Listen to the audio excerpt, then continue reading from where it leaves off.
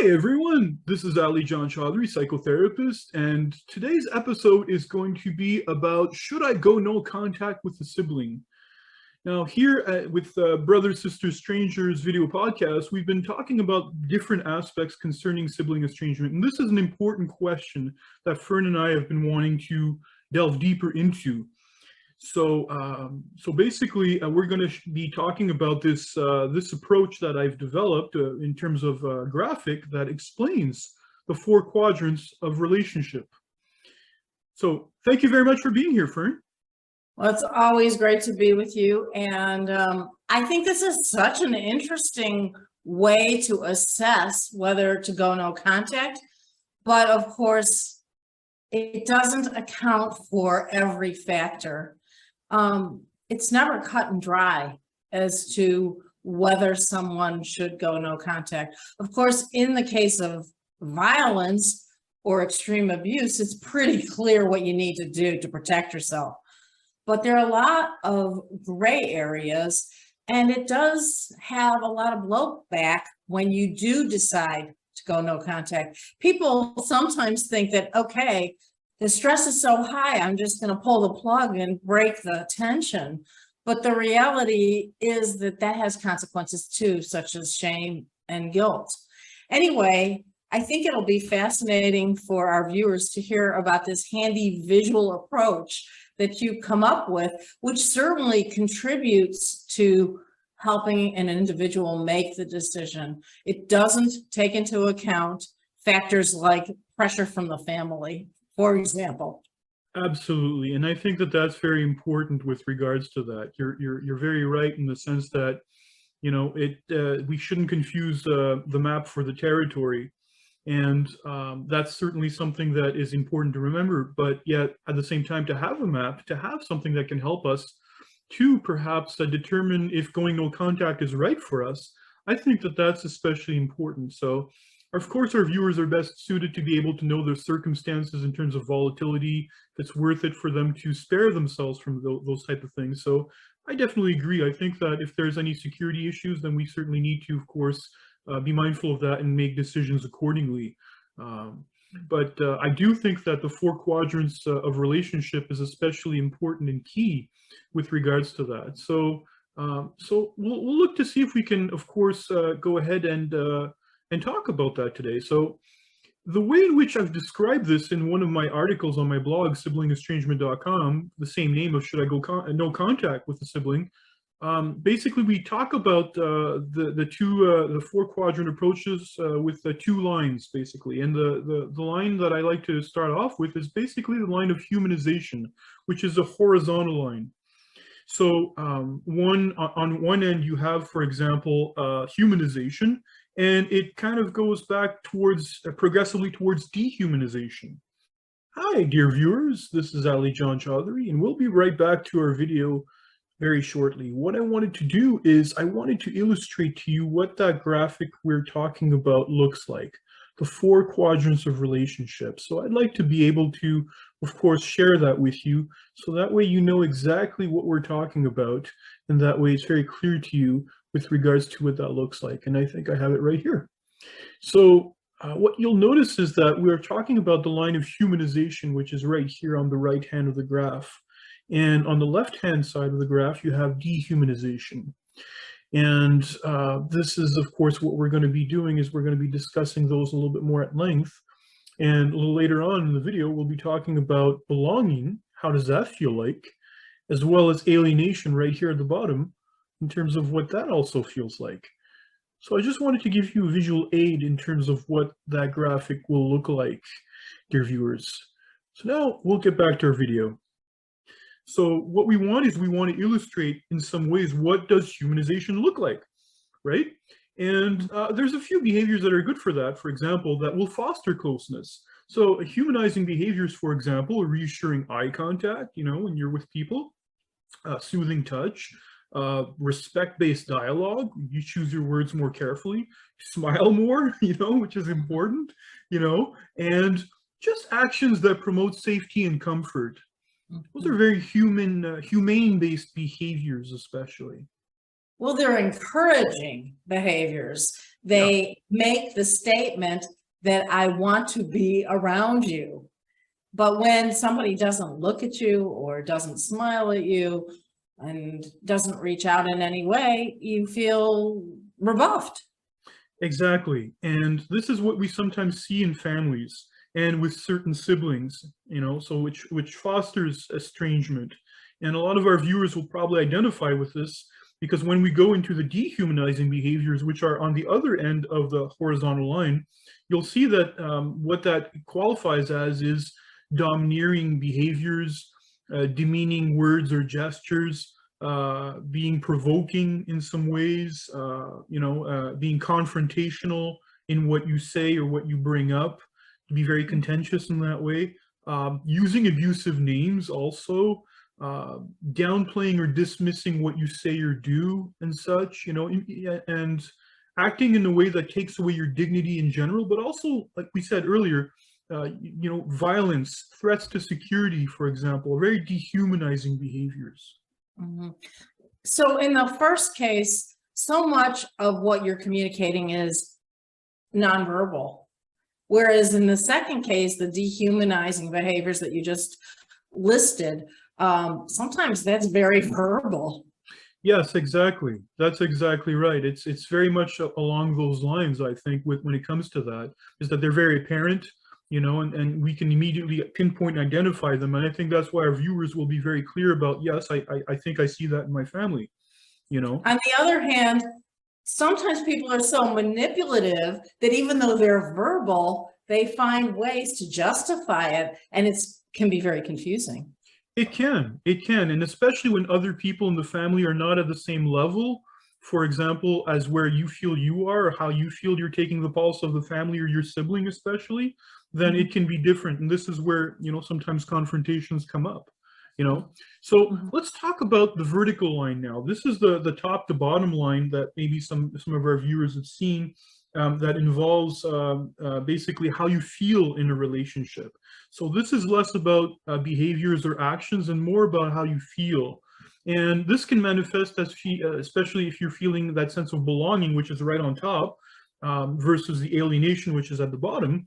The belonging aspect basically can manifest as feeling welcomed, feeling as though you have your place, feeling as though your words matter, that you feel safe, as we're talking about, that you are free to disagree and maybe think differently about certain things without compromising the relationship. And you're left with a feeling that you're good enough, especially when you belong somewhere. That you're not being judged by every word you utter, which is Exactly. very, but really what you're describing is a healthy relationship versus an unhealthy relationship. Very much. And that's why I called it the four quadrants of relationship. So we can identify those particular aspects that are action-based and feeling-based, especially. So I think that that's very important as well. So for people to kind of get the pulse and as we said, get a general view of their circumstances. So.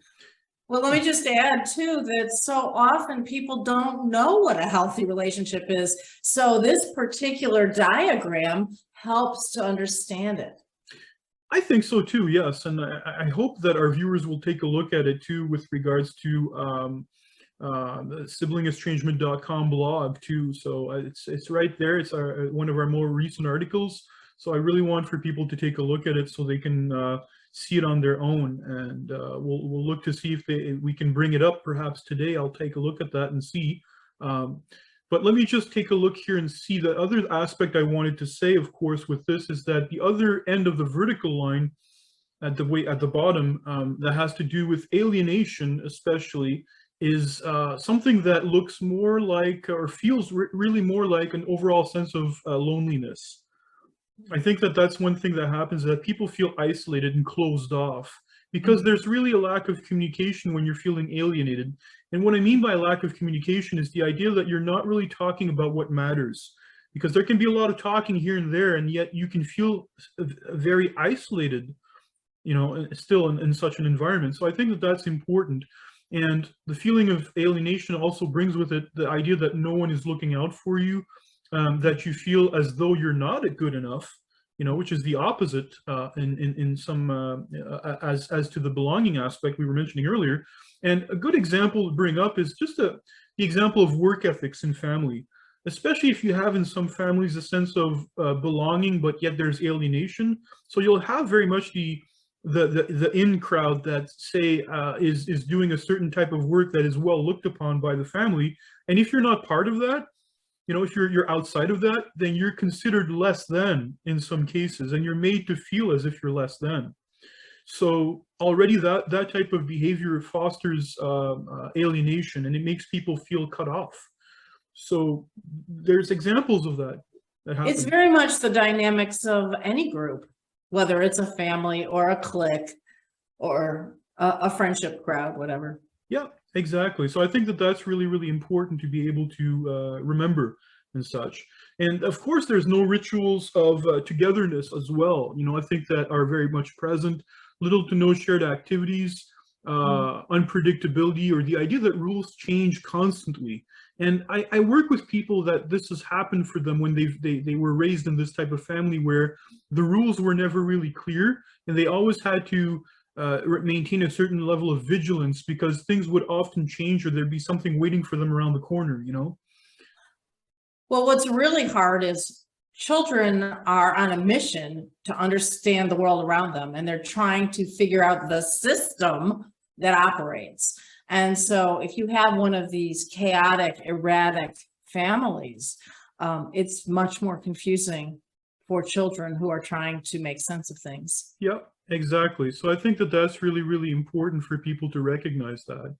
So again, I think one of the final aspects of this is just the idea that safety needs are not met, and I think that that's something just to remember whenever we're feeling a lack of belonging and we're experiencing alienation. It can be the idea of physical safety, but also emotional safety, especially, and just the idea that you can be yourself. So I think that that's important for our viewers to recognize as well. So in order to figure out whether or not you want to go no contact, you need to plot your points or the coordinates on this graph, and you will have a stronger sense of exactly where you are. Is that right? Yes, that's exactly right. If people go on to the siblingestrangement.com blog and look at the graphic with regards to that, they'll be able to pinpoint where they situate themselves, and they'll be able to best make an informed decision with regards to whether they want to go no contact based on what they see and perceive in their relationship with their sibling or with their family. So, So Fern, we're about out of time, so I kind of wanted for us to just talk about resources with our viewers, of course. I do ask our viewers please to subscribe or like our videos. It helps us to, of course, get the message out there. So that's very important that we can keep on doing that. And you are, of course, our best help to do that, dear viewers. And of course, we do have a thriving community online on the Facebook group, Sibling Estrangement, Sharing, Coping, Connecting. So I do invite our viewers to take a look at that and to be ask to join. It's a very empowering community and helps people to break isolation and build themselves up in a healthy way. Of course, there's the siblingestrangement.com blog that has informative articles as well about sibling estrangement that I do. And there is, of course, the twice monthly Zoom group, this online support group we have for sibling estrangement, which is very important. And it helps people to exchange in real time, uplift themselves, and get advice from me, who is no stranger to sibling estrangement myself, of course, as a psychotherapist, which makes it interesting. And of course, we have your articles on Psychology Today, Fern, which are just great, and they've been getting massive hits, with regards to just the nerve it's been hitting, I think, with people and the interest it's been generating for that. So that's very important. You have, of course, your Facebook authors page as well. That is, of course, helpful in terms of your projects and what you do. And also, there's your book, Brothers, Sisters, Strangers, Sibling Estrangement and the Road to Reconciliation, which I think is a great book. It gives a roadmap to what we experience as people that are estranged from siblings. And you also have the ideal of what reconciliation can look like as well. So what that can look like in a healthy way. So it's not about imposing that, but rather giving an idea of what that can look like potentially. So I really like that. Well, it also explores the need to cut off as well, just as we have here, not in this particular graph, which is so effective, but in a larger way when relations are so toxic that they're impossible to sustain. Yeah, I think that's very important, Fern. So I appreciate that. And I do hope, of course, that you'll join me next time for another subject on sibling estrangement. So thank you so much for being a part of this, and I do look forward to speaking with you again. It's great to be with you always. Thanks. Thank you so much, Fern. Take care. Talk soon. Bye.